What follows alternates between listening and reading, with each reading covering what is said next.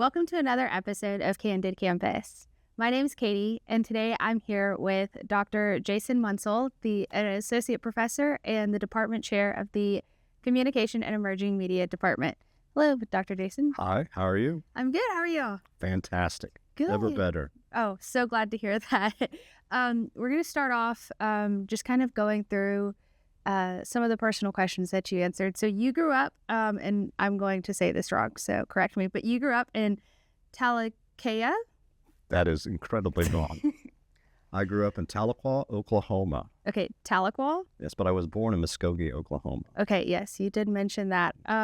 Is there anything interesting about Oklahoma, or how did growing up in Oklahoma help shape? I think the most interesting thing about Oklahoma is that I am from Oklahoma.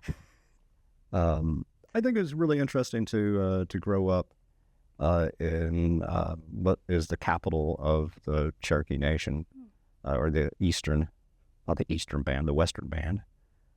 So there was a lot of Native American things going on that I thought was really quite interesting. Yeah. Yeah, absolutely. Yeah, that's cool. That is cool. You mentioned... I lived across the street from the chief of the Cherokees. Oh, what was that like? I would go swim in his pool because they had the only pool in the neighborhood. Oh, wow. Yeah. You think that was because he was the chief? They were. I don't think they got a pool because he was chief. They just happened to have the nicest house in the neighborhood that had a pool. Yeah, very nice. You mentioned that you love decorating and interior design. I actually do. If Southern Living called and asked to photograph your home, would it fit their style, or is it more uniquely you? That's a fantastic question. It would be more uniquely me, probably. It's sort of a eccentric, lots of different styles, but Southern Living would probably want to change their style and make it more, Jason Munsell Living. That would actually be a better publication. But no, I really like stuff that reminds me of my childhood. And so you would walk into one of my rooms and you would think, man, I could be in the 70s. Okay. I love stuff like that. So mid-century modern type of aesthetic. I dig stuff like that. Yeah. Do you have a favorite room in your house? We call it the fireplace room. Okay. So it's what's there? The fireplace. The fireplace. And some of these old chairs, these Dunbar slipper chairs that I found, and I bought them for like $150, and they are authentic. You go online, they're going for like $5,000. Wow. If I ever get fired, I can sell those chairs and live and be okay. Live pretty well for a while. Yeah, absolutely. But yeah, that it has a couch and has actually an ottoman from my grandparents' house, and I have old lamps from the 60s that are also from my paternal grandparents' house. So I also like that. I like family heirlooms as well. So it sort of feels as if the family is there in a way, infused in the wood. Yeah. I've got a dining room table that we had growing up that my late father gifted to my late mother in the late 60s. So, and that's now in my dining room. That's really cool. Yeah. That's really so I got a lot. I got a little, I don't know what to call it, sort of a wardrobe, so to speak, that I had in my room growing up as a kid, where I kept all my fabulous sweaters. And I have that now at my home in West Columbia, South Carolina. Yeah. 29169. That's so cool. All of the history. Yeah. Yeah, I love history stuff. Yeah. So you also love music. I do. Does it follow the trend of the 70s and 80s? Do You you have know, a it does in lots of different ways. The music that I grew up with, I enjoy listening to. I've got a turntable. I like to listen to my vinyl. So, there's nothing better than, Friday evening, putting on some Fleetwood Mac. Okay. And if it's cold, putting on a fire and playing with my dog. Yeah. Would you say Fleetwood Mac is your favorite band? No, Okay. it's all over the place. I also Okay. like 80s stuff, and I listen on my way. I commute from West Columbia, and so on my way to and fro, I enjoy listening to ambient Okay. and hope that I don't fall asleep. Yeah. But I like that sort of chill vibe. It relaxes me as I prepare for the day Yeah. Or wind down. or wind down as I go home Yeah. Absolutely. and try to, navigate around the poor drivers. I bet. I-20 is not everyone's friend. Yes. They all love their handheld devices. Oh, yeah. That doesn't help. No, not at all. You said one of your possible guilty pleasures are UFO documentaries. I forgot I said that. Do you have a favorite one, or what is it that draws you to them? I think they're just funny. I laugh out loud Yeah. when I watch them. Actually, it was one of our new professors, Dr. Cortland Pippert, who reminded me how much I like shows like Ancient Aliens, and it's mainly just because it's so stupid. Yeah. It's like every sort of mysterious thing has to necessarily be caused or by aliens. Or aliens had a hand in this. Actually, you know what? What? Neither of us are really human. Oh. We are aliens, likely from Mars, Okay. or perhaps we have been genetically mutated, and the aliens did that. Yeah. No, Okay. yeah. So So do you fully believe in aliens? absolutely not. Okay. Oh, okay. Okay. No, I just think I just like to make fun of fools. Yeah, that's fair. It That's okay. makes me feel good about myself. Yeah. Staying on watching things, do you have a favorite PBS show or BBC show or video or that I you like to watch? I like all the British sort of mysteries. I sort of love that type of stuff.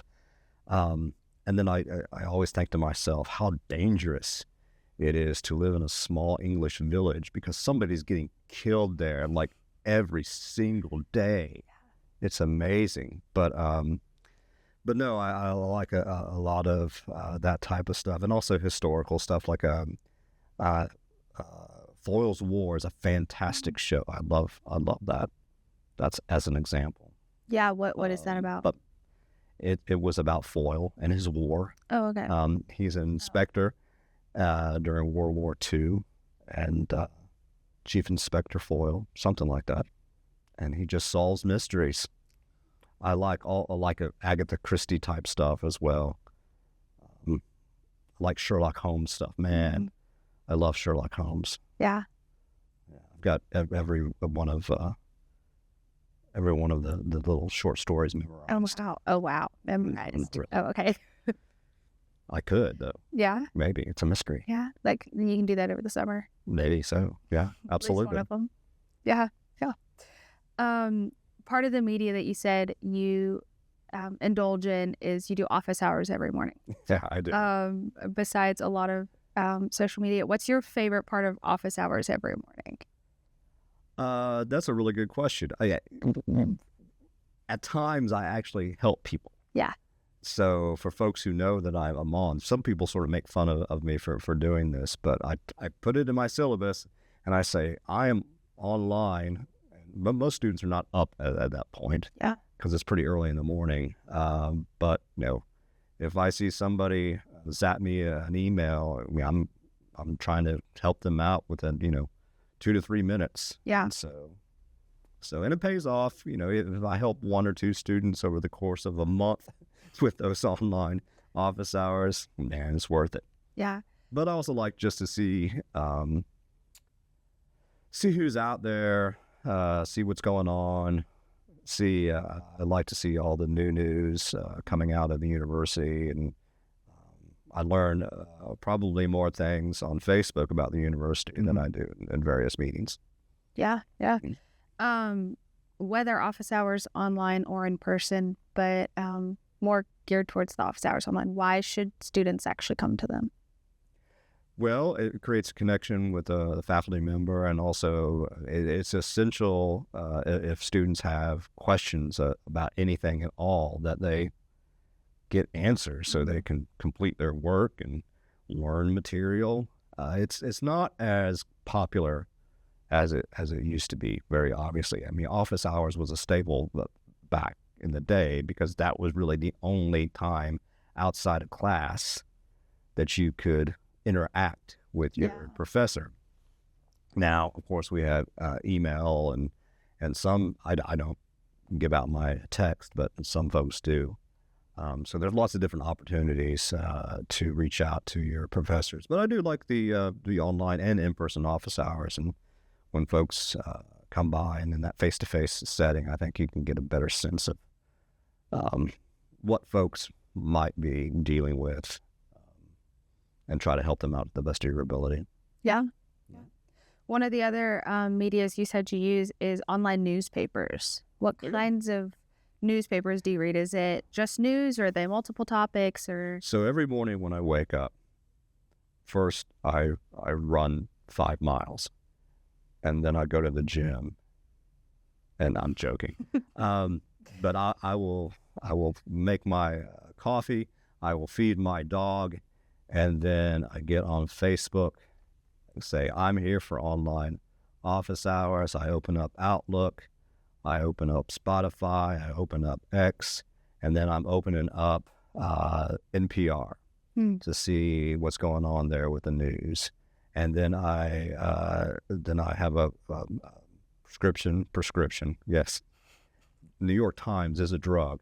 I have a subscription to the New York Times, and so I open that up so to try to get sort of the national stuff, and then I dive into the local. I have a subscription to the state online newspaper, so I look at what's going on in Columbia.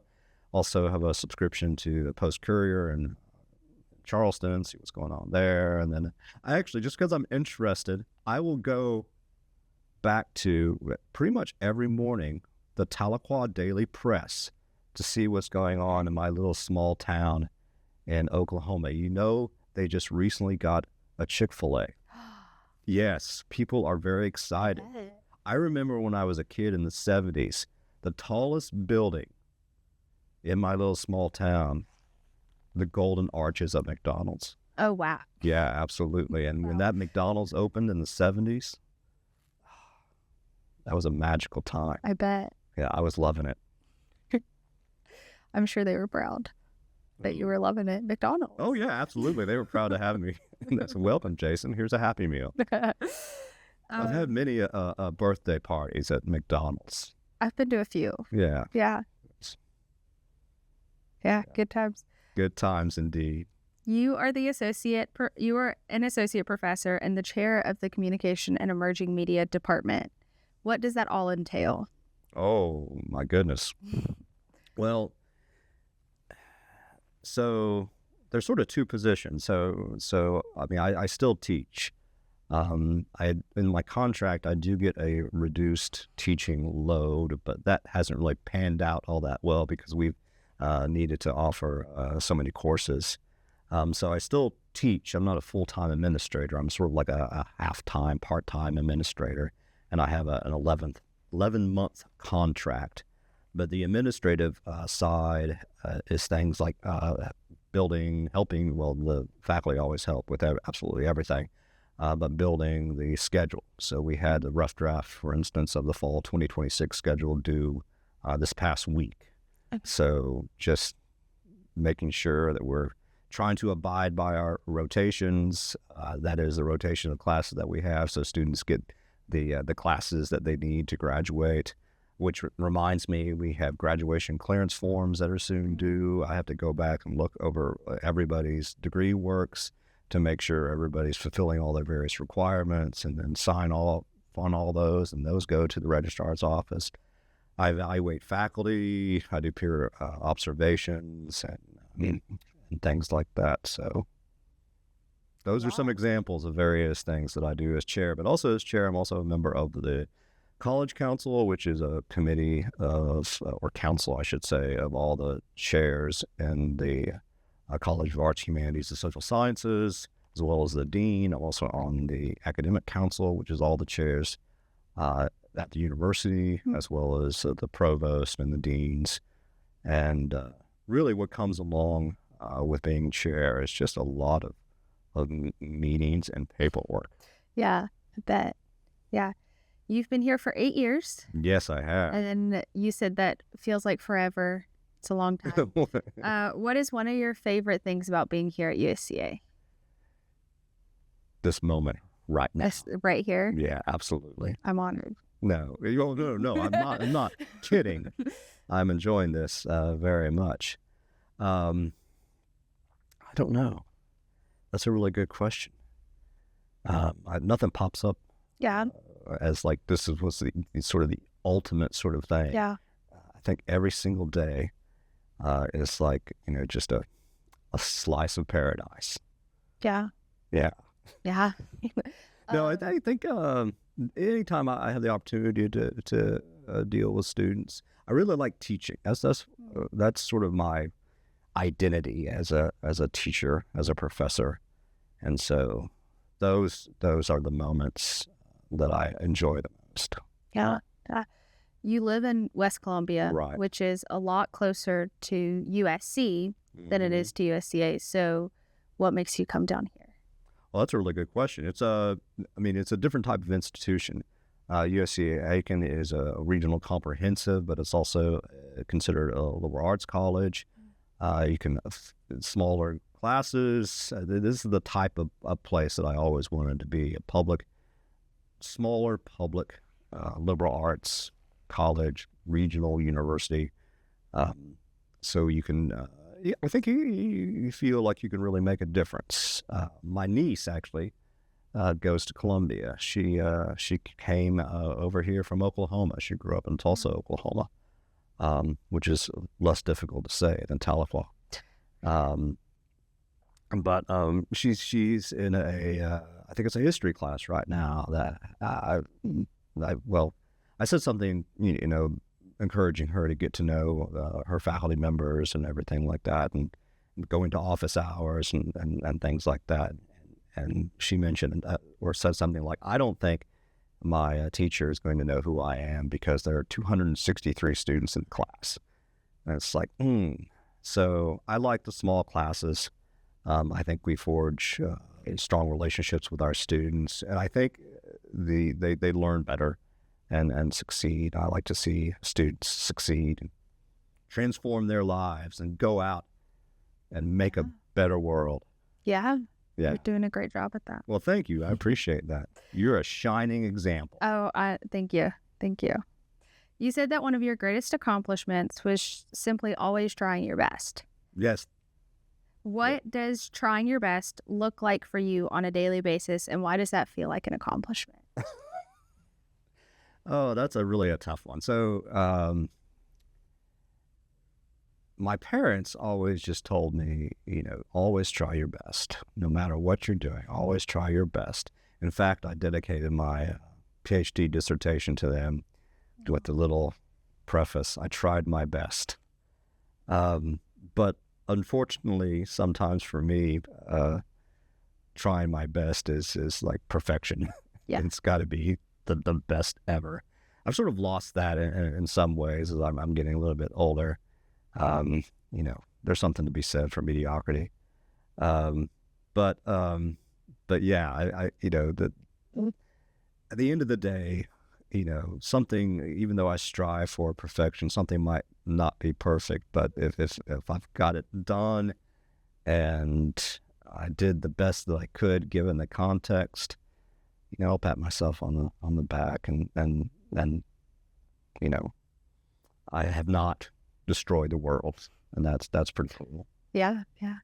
Talking about perfection actually leads us into our next question. You said you tend to plan everything and pray and weigh the pros and cons. And pray. Yeah, and pray.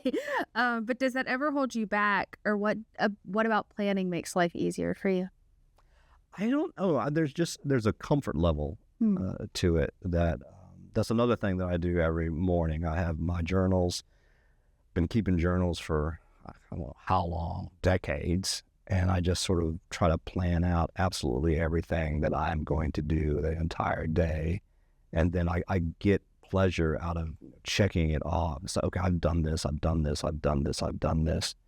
And what's funny is by the time I actually get to campus, I'm exhausted. But no, I'll put stuff like get up, coffee, feed the dog, office hours, news, supplements, all that type of stuff. Yeah. Breakfast. You know what I had for breakfast this morning? What did you have for breakfast this morning? Olive oil. A shot of olive oil. It's good for the heart. Okay. I didn't know that. You know what it tastes like? Probably not good. No, it tastes like olive oil. It's delicious. Okay. I don't know if I've ever had straight olive oil. Take a shot of olive oil and you will thank me later. Okay.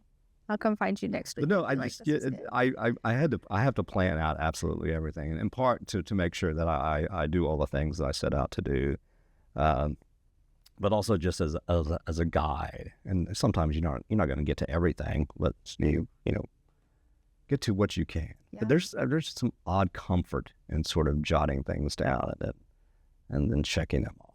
Yeah. So since you have you ever planned a trip or a vacation or something, and it was the best ever because you planned it, and it was like, this wouldn't have gone so well had I not? My wife would never allow me to plan a vacation. Oh, okay. I have never. Well, that's a really good question. I have never personally planned a vacation. Okay. But I have helped. My wife and I went to Tulum, Mexico about a decade or so ago, and I wanted to make sure we saw some of the Mayan ruins. Yeah. Because history is important to me and that type of stuff, and I like the iguanas.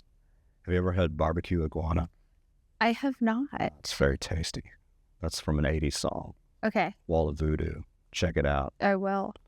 But it's a joke, right? Because you don't want to eat iguanas. I don't think so. They might be. I don't know. It might be tasty. You know what they probably taste like?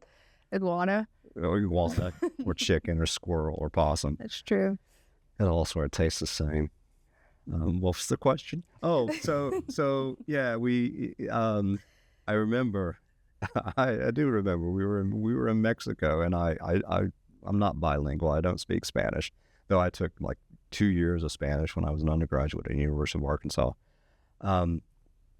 But I had a list like of sayings, so so we could sort of get around. But we were at a restaurant, and we were having chips and cheese dip. And for the life of me, I couldn't remember how to say cheese in Spanish. And so I looked at my little list. It's queso. Yeah. Yeah. Yeah. Lesson learned. Yeah, that helped. Yeah, absolutely. But I helped sort of, one of my favorites sort of travel experiences. I once got kicked off a bus in Scotland in the middle of nowhere. But no, I did a study abroad when I was a graduate student at the University of Arkansas. I studied freedom of speech at Cambridge University for a summer thing. And it was really at Wolfson College there at the Cambridge University. It was a fantastic experience. But we took little day tours and after the class was over, I stayed.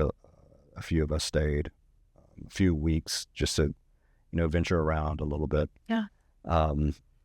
So there was this little town called Pitlochry, Scotland, where we were supposed to get off. But we did not realize that, we were supposed to get off at a particular bus station or coach station, whatever they call it these days. So I went up to the bus driver and I said, "Hey, I think we were supposed to get off there." And he looked at my ticket and then I just, "Okay, you guys get off the bus and, walk back. It's a couple of miles." So that's what we did. That's crazy. It was fun. It was sort of cool. Yeah? Yeah. You did not plan that one. No, I did not plan that one at all. Or maybe I did. Oh? I don't know. But that was a fantastic experience. Not that getting kicked off the bus. And we also went to Inverness.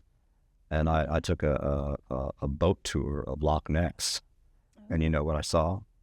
Did you see the Loch Ness? I did. I saw the monster. I saw Nessie. Very cool. You know what she tasted like? Chicken. Iguana. So other than, first of all, love the Chicago quote you shared. It made me smile about living. But other than... Which one was it? I don't remember. It was like a week ago. Yeah, okay. I can't remember the exact... I don't want to live without Well, your yes, love. it was that one, Oh, yes. yeah. I just remembered it was about living. I don't want to live without your love. I've never seen shit. Yeah, I can't remember the rest of it. Can't help with that one. But other than a functioning heart, brain, and the basic requirements for human survival that you shared, what is one thing that actually makes life feel worth it to you? That's a really good question. Fried iguana, barbecued iguana. I think just feeling that I've made some sort of difference, that I helped a student do something. I don't know. It's just that's the main sort of, that's what gets me up in the morning. It's less about me and more about other folks. And if I help somebody, even in a small way, I think that's important. Yeah. Well, that's a great answer. I appreciate that. And then I listen to Chicago. That helps. Yeah. Yeah. Peter Cetera was the best. Okay. Yeah. Well, to finish off, we do a segment called This or That. And so I'm going to ask you these questions, and without thinking too long or too difficult about them, just answer which one first comes to mind. I'm going to have to plan these out. I have to write a list. No planning. This is going to be your spontaneous for the next interview. Not very that asks you about being spontaneous. You can My wife once told me I was the least spontaneous person she had ever met. Wow. Yeah, I got to plan out everything. Well, you can tell her you did something spontaneous today. Okay, we'll see. Yeah. First, Coke or Pepsi? Coke. Diet Coke. Diet Coke. Oh, okay. Call or text? Depends on the context. you have to read the context. That's what it means to be have communication competence. There you are. Y'all didn't even have to pay for that class. Yeah. There you go. He's just sharing it right now. But I'd rather text. Rather text. Okay. Sandals or sneakers? Sneakers. Sneakers. Pancakes or waffles? Pancakes. Movie date or dinner date? Dinner date. The station or the sack? The station. The station. Very nice. I go get my wraps there. They're fantastic wraps. Yeah. They're doing a little bit better with that oven, whatever they have. Oh, okay. They used to put some stuff in there and for like 20 seconds, and it was barely warmed up. Now it's sort of toasty. Good. It's really fabulous. I would encourage everybody to go to the station at least once in their lives and get a delicious wrap. Okay. I just get the sandwiches, so I'll try the wrap. Yeah, I prefer the wraps. Yeah. Yeah. You know what we're doing here? What? We're wrapping this up. We are wrapping this up. Yes. Thank you so much for joining me today on Candid Campus. Thank you all for watching. You can go to Pacer Studios on any socials, and we'll see you there. And thank you. Have a great day.